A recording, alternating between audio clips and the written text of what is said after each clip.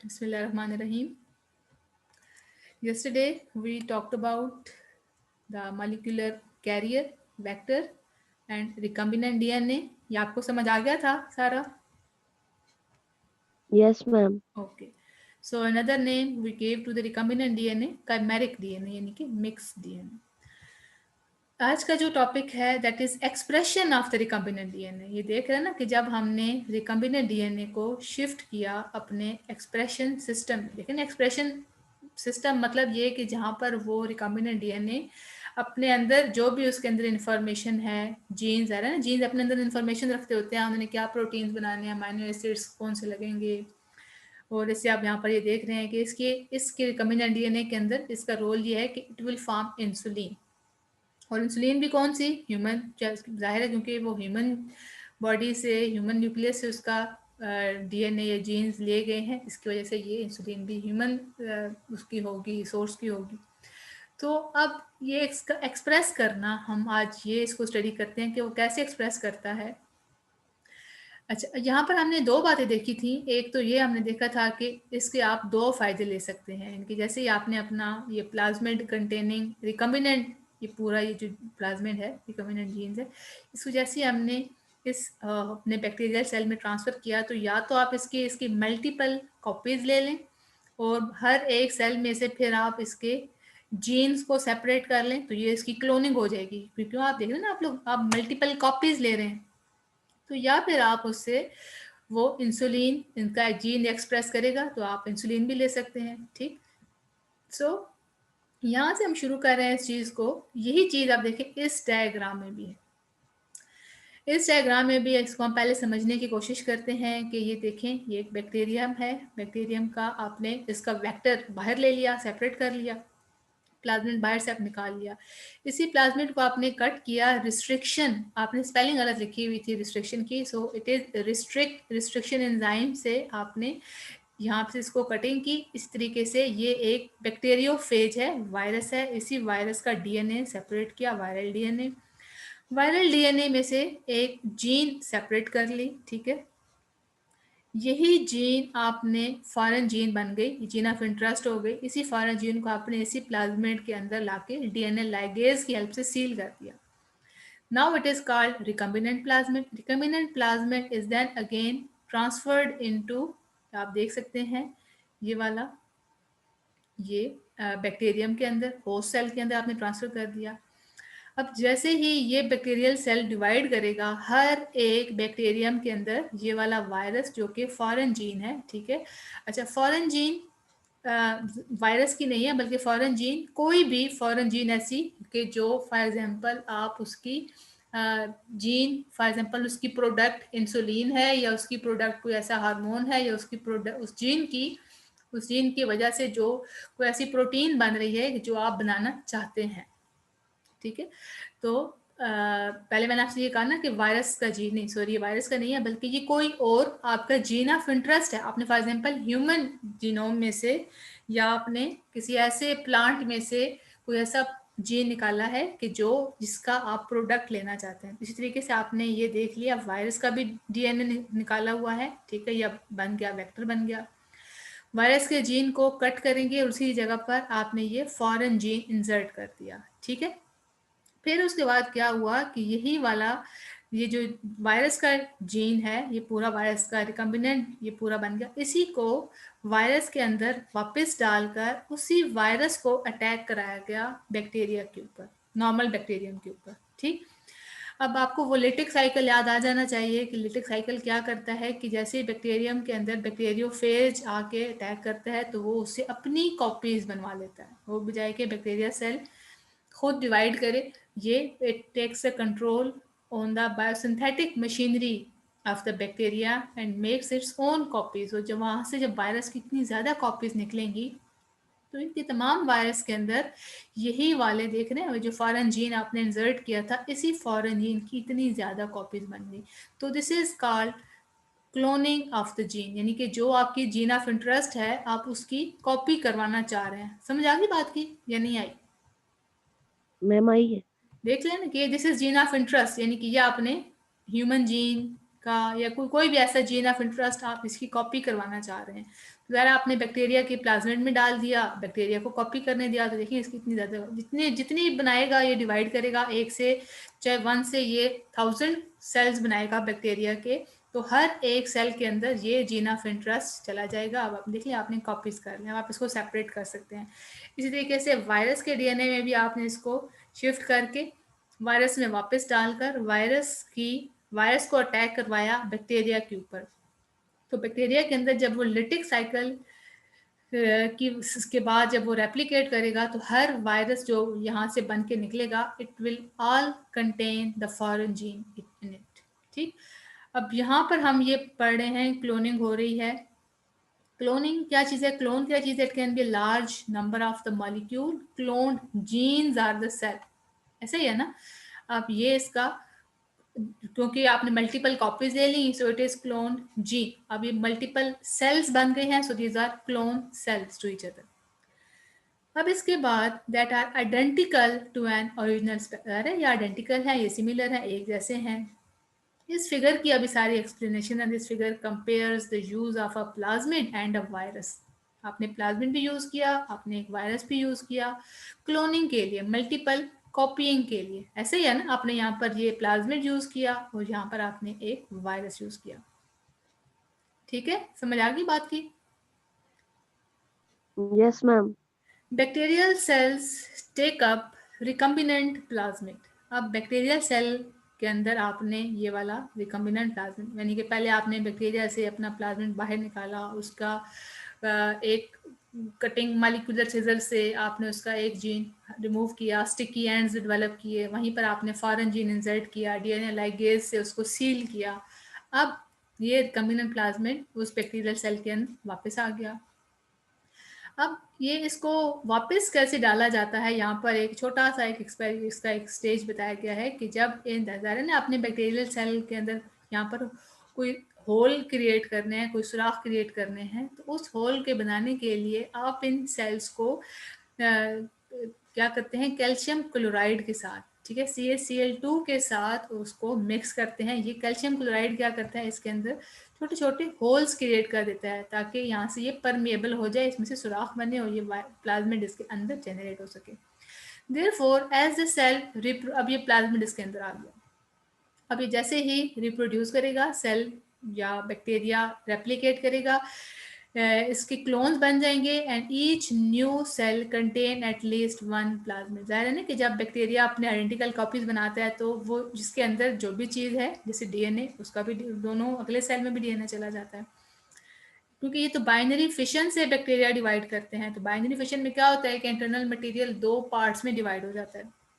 Therefore, each of the bacteria contains a gene of interest. तो तमाम के तमाम बैक्टीरिया में जीन ऑफ इंटरेस्ट चला जाता है, which will express itself।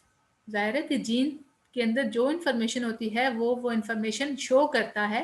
Information क्या होती है? एक्चुअली इन्फॉर्मेशन होती है ना कि सारे सिस्टम को कंट्रोल करना, और सिस्टम को कंट्रोल कैसे किया जाता है? उसके स्ट्रक्चर बनाकर, उसके फंक्शंस को कंट्रोल करके। तो तमाम फंक्शन की कंट्रोलिंग के लिए एंजाइम्स होते हैं, स्ट्रक्चर बनाने के लिए भी प्रोटीन्स होती हैं। तो एक्चुअली तो सबके सब प्रोटीन्स हैं, तो इन सब के प्रोटीन्स का काम ये बनाना होता है हमारे जीन्स ने। तो this is expressing of the gene to make a product from this bacterial clone. The cloned gene can be isolated. तो इस तरीके से इन तमाम कॉपीज में से आप इस जीन को सेपरेट कर सकते हैं for further analysis. A protein product can be separated. ऊपर आपने देखा था कि आप प्रोटीन प्रोडक्ट भी ले सकते हैं और आप जीन भी सेपरेट कर सकते हैं।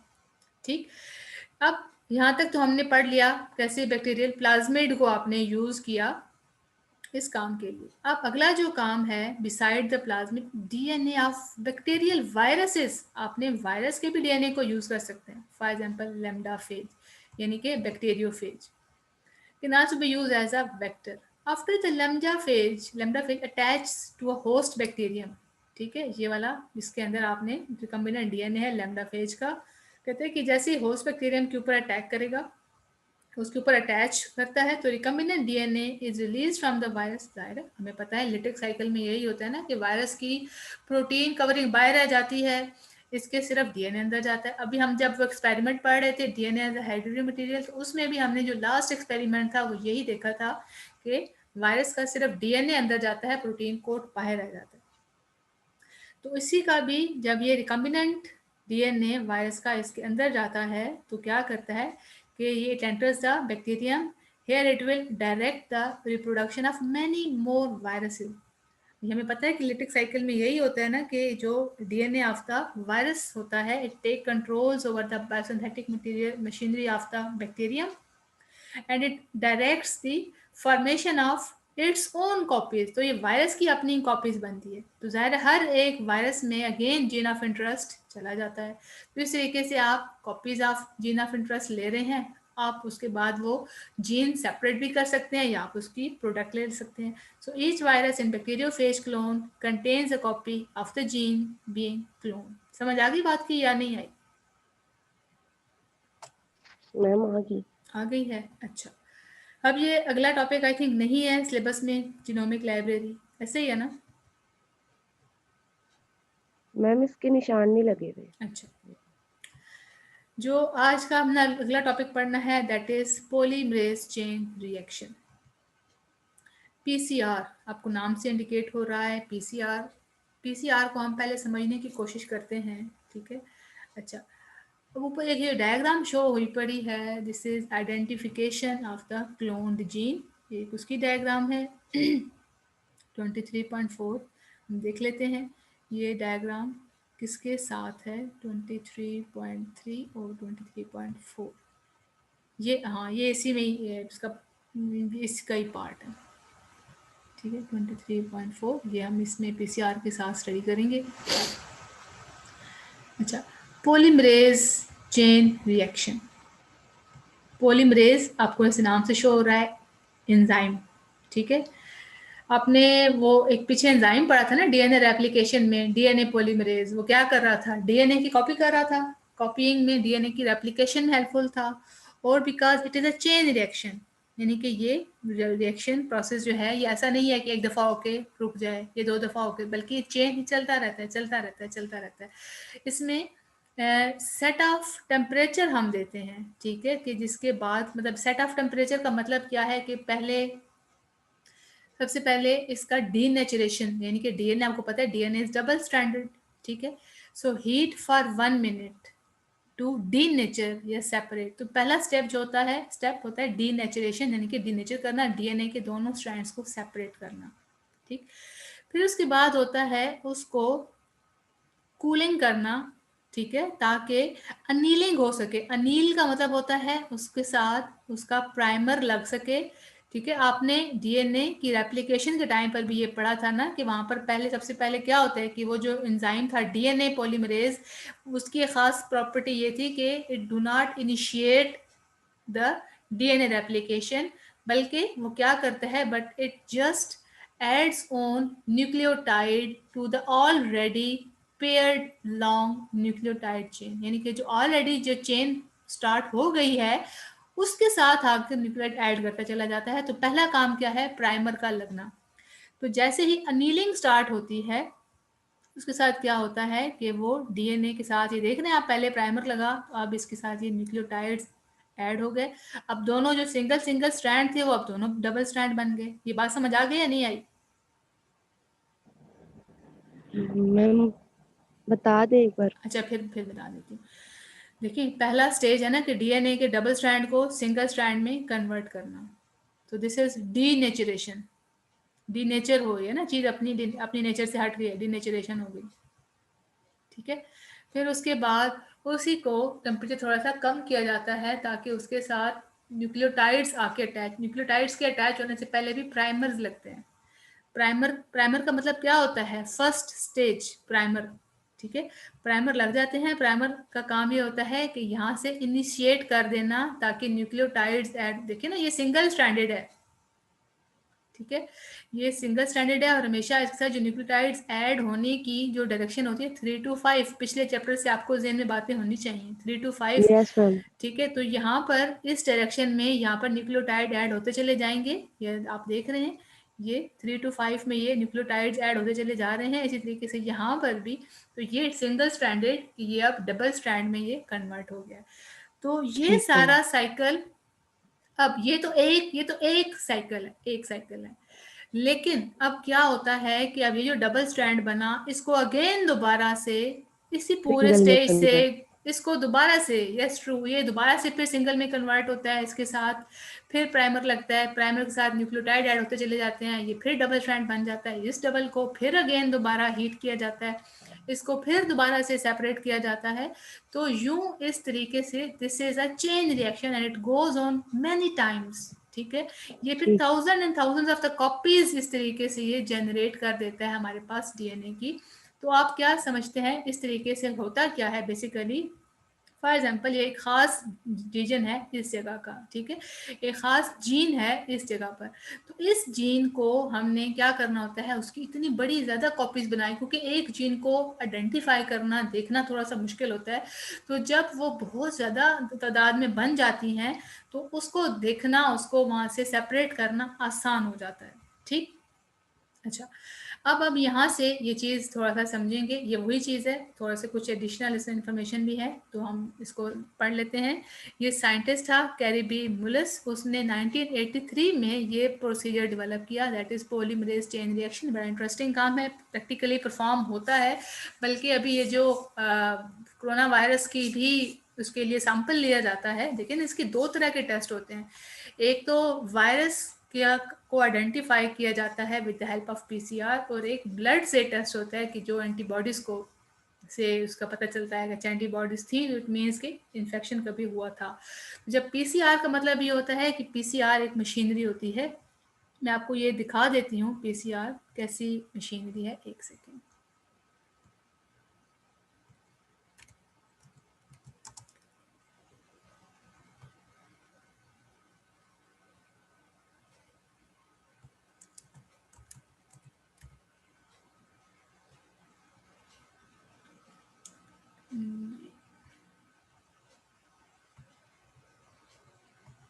आपको ये डायग्राम नजर आ रही है?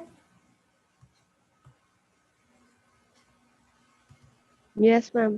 देखिए, अब होता क्या है, ये कॉमनली अक्सर लैब्स में ये मौजूद होती है। तो यहाँ पर ये एक जगह बनी हुई होती है, स्लॉट्स, इसमें छोटी छोटी ट्यूब्यूल्स के अंदर, ये देख रहे हैं, ये इसको कहते हैं नैनो ट्यूब्स। इस ट्यूब में तमाम चीज़ें, यानी कि डीएनए, देखिए ना, आपने पहले एक तो डीएनए डालना ही होता है ना, ताकि उसके अंदर यस जो मैम। अगर जीन प्रेजेंट है तो उसकी कॉपीइंग हो, ठीक है। उसके साथ कुछ चीज़ें हम और डालकर, प्राइमर्स भी हम खुद डालते हैं उसमें, ठीक है।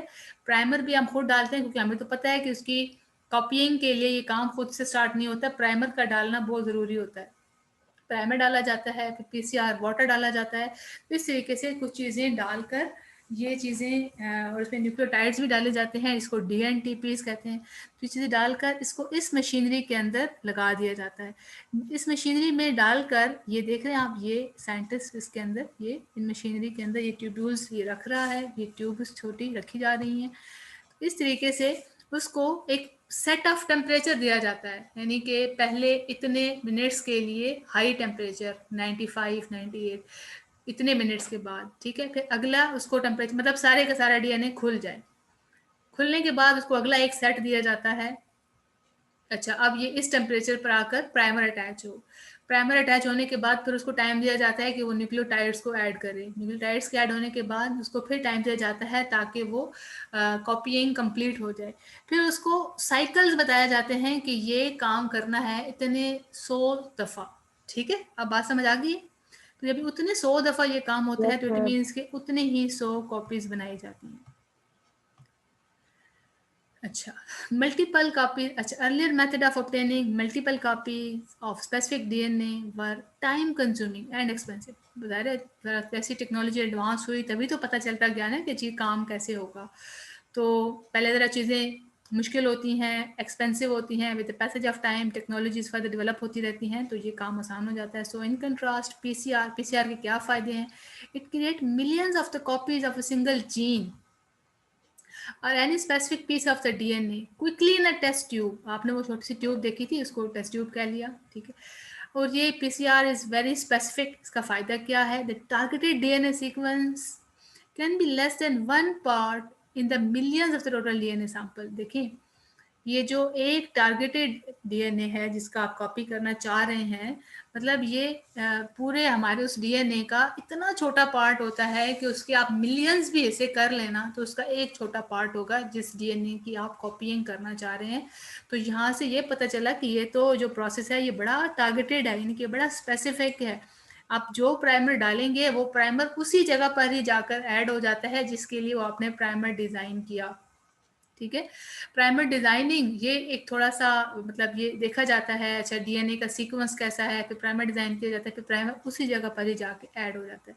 So this means that a single gene or a smaller piece of a DNA among all human genes can be amplified using the PCR। यानी कि पूरे इंसान के डीएनए में से एक जीन को या एक छोटे से पीस ऑफ डीएनए को आप उसकी कॉपीज बना सकते हैं, एम्पलीफाई कर सकते हैं यूजिंग दिस मेथड, ये जो आप इसको आपने नाम दिया पीसीआर। अच्छा, अब इस पीसीआर को करने का क्या तरीका है, अब ये इस पैराग्राफ में यही मेंशन है कि PCR takes its name from DNA polymerase, enzyme का नाम है। इस एंजाइम का काम क्या है, this enzyme that carries out DNA replication in the cell. इसका काम डीएनए की रेप्लिकेट करवाना है, डीएनए को कॉपीइंग करवाना है, डीएनए की मल्टीप्लिकेशन कराना है।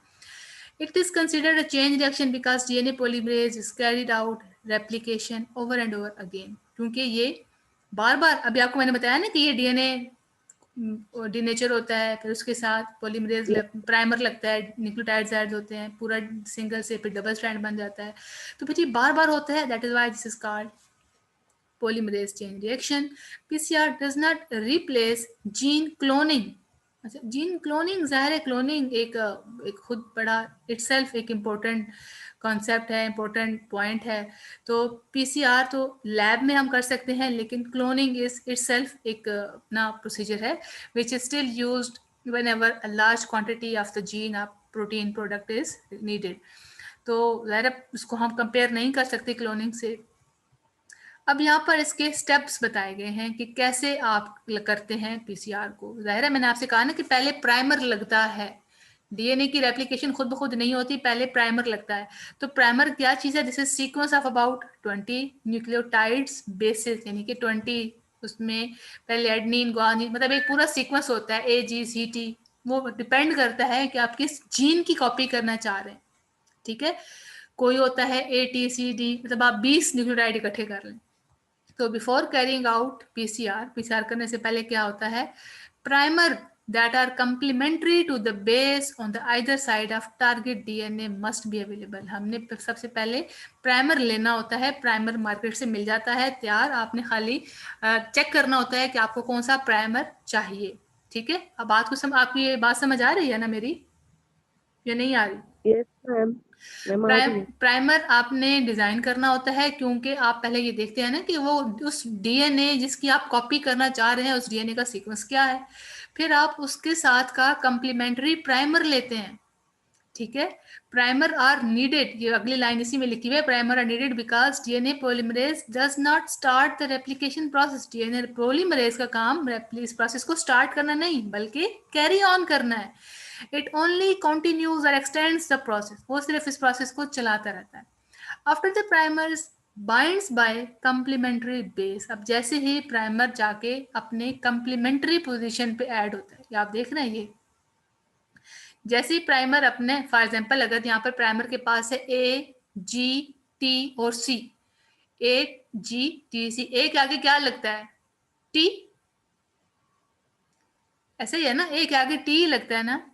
ठीक यस है, मैम। तो इसका मतलब ये है कि डीएनए के पास यहाँ पर T होगा, तो प्राइमर में क्या होना चाहिए, पहला A होना चाहिए। अब प्राइमर, अब अगर डीएनए के पास फॉर एग्जांपल C है, तो अब प्राइमर के पास क्या होना चाहिए, G होना चाहिए। इसी तरीके से अगर डीएनए के पास वहां पर T था तो प्राइमर में A होना चाहिए, क्योंकि हमेशा G के आगे C के आगे G, T के आगे A के आगे T। ठीक है, मेरी बात समझ आ रही है ना? तो this is complementary yes base ma'am. Pairing. So DNA polymerase copies the target, इस तरीके से फिर डीएनए पॉलीमरेज उसकी कॉपी करता चला जाता है। अच्छा, यहाँ पर एक बड़ा इंपॉर्टेंट टर्म है, अक्सर एग्जाम में आ जाता है, एक्सप्लेन टैग पॉलीमरेज, या ये क्या चीज़ है, इसके बारे में आपको पता होना चाहिए कि डीएनए पॉलीमरेज ये जो एंजाइम है इस टेम्परेचर इनसेंसिटिव, इसके ऊपर टेम्परेचर असर नहीं करता, ठीक है, क्योंकि आप इसको हाई टेम्परेचर पे, लो टेम्परेचर पे चला सकते हैं, लेकिन ये एंजाइम आया कहाँ से, ठीक है, ये एंजाइम एक खास बैक्टीरियम से निकाला गया है। इस बैक्टीरियम का नाम है थर्मस एक्वाटिकस। देखिए थर्मस, गर्मी, हीट वाली जगह से ये बैक्टीरियम लिया गया। So which lives in the hot springs, hot springs जो गर्म पानी के चश्मे तालाब हैं, ये बैक्टीरिया वहाँ से था, इसलिए क्या वहाँ से इसका एंजाइम निकाला गया। अब चूंकि ये बैक्टीरिया इतने हाई टेम्परेचर पे एग्जिस्ट कर सकता है, इट मीन्स कि इस बैक्टीरियम के अंदर कोई ऐसा सिस्टम है, कोई ऐसे एंजाइम्स हैं कि which make it possible to survive in high temperature. So commonly this enzyme is known as Taq polymerase. DNA polymerase का ही जो दूसरा नाम है, this is called Taq polymerase. It can withstand high temperature, high temperature पे रह सकता है, which is use to separate double stranded DNA. इसी टैग पॉलीमरेज की हेल्प से आप जब इसको हाई टेम्परेचर देते हैं, तो इसी एंजाइम की हेल्प से डबल स्ट्रैंडेड डीएनए को सेपरेट किया जाता है. Therefore replication need not be interrupted by the need to add more enzyme. देखें, आपने एक दफा एक एंजाइम डाला, उसको हाई टेम्परेचर दिया, तो अब होना तो ये चाहिए ना कि वो एंजाइम टूट जाए, खत्म हो जाए, डैमेज हो जाए, या मतलब वो खराब हो जाए. लेकिन ये कह रहा यस है मैम। कि नहीं, ये तो एंजाइम हीट इनसेंसिटिव है, इसके ऊपर हाई टेम्परेचर का असर ही नहीं है. So there is no need to add any more of this enzyme. Clear?